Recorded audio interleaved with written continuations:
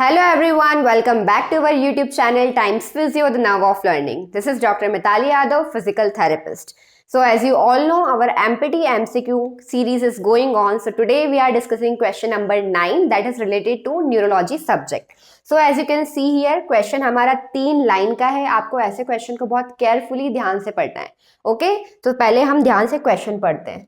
A patient has difficulty with rapid alternating movements while performing neurological testing. The best term to describe this impairment is. Question में क्या पूछा है कि patient को rapid alternating movements करने में problem आ रही है, डिफिकल्टी हो रही है. So what is rapid alternating movement? Patient को आप बोलेंगे कि फटाफट से आप फास्ट रैपिडली सुपिनेशन प्रोनेशन करके बताइए या फिंगर टू नोज टच करके बताइए. Okay, this is your rapid alternating movement. Patient को इन्हीं मूवमेंट करने में अगर प्रॉब्लम हो रही है, हमने न्यूरोलॉजिकल टेस्टिंग से पता लगाया, तो इस पर्टिकुलर कंडीशन को, इम्पेयरमेंट को हम किस नाम से बुलाएंगे? तो आपके पास है option number A ataxia, option B dysmetria, option C dysarthria, और ये जो ऑप्शन नंबर 4 है इसको भी आप ध्यान से प्रोनाउंसिएट करना, थोड़ा डिफिकल्ट है बट हम प्रोनाउंसिएट करते हैं डिसडाइडोकोकाइनेसिया. ओके, तो क्या है आंसर? अगर आपको पता है तो कमेंट करके बताओ फटाफट. अगर नहीं पता तो पहले हम समझते हैं कि इनके मतलब क्या होते हैं. What is ataxia? अटैक्सिया क्या होता है? इनवॉलेंटरी मूवमेंट्स, अनकंट्रोल्ड मूवमेंट, उसको हम बोलते हैं ataxia, right. Then we have dysmetria. Dysmetria हमने लास्ट क्वेश्चन में डिस्कस किया था. अगर किसी ऑब्जेक्ट की डिस्टेंस आपको नहीं पता है, स्पीड नहीं पता है, तो उसको हम बोलते हैं डिसमेट्रिया.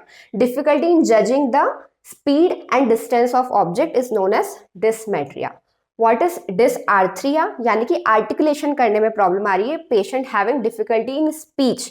ठीक है, बोलने में अगर प्रॉब्लम आ रही है तो इसको हम बोलेंगे dysarthria. So we have option D डिसडाइडोकोकाइनेसिया.